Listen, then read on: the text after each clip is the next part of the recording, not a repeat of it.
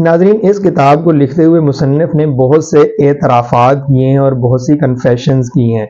ایک یہودی کو کیا پڑی ہے کہ وہ اس کے لیے کیا وجہ بنی کہ اس نے نبی کریم صلی اللہ تعالیٰ علیہ وآلہ وسلم کو اپنے نبی اور حضرت عیسیٰ علیہ الصلوۃ والسلام اور حضرت موسیٰ علیہ الصلوۃ والسلام پر مقدم رکھا۔ مصنف اس کی وجہ بیان کرتے ہوئے اعتراف کرتا ہے کہ نبی صلی اللہ تعالیٰ علیہ وآلہ وسلم کی ذات اقدس وہ واحد فرد ہیں جو مذہبی اور دنیاوی لحاظ سے دونوں محاذوں کے اوپر کامیاب رہے۔ اسلام کی بنیاد اور ترویج میں آپ صلی اللہ تعالیٰ علیہ وآلہ وسلم کا براہ راست اور اکیلے حصہ رہا، جبکہ عیسائیت میں یہ کام حضرت عیسیٰ علیہ الصلوۃ والسلام جن کو تیسرے نمبر پر رکھا گیا اور سینٹ پال جس کو چھٹے نمبر پر رکھا گیا اس نے سر انجام دیا۔ اور یہودیت جو ہے تعداد کے لحاظ سے ویسے بھی کم ہے، اور حضرت موسیٰ علیہ الصلوۃ والسلام بھی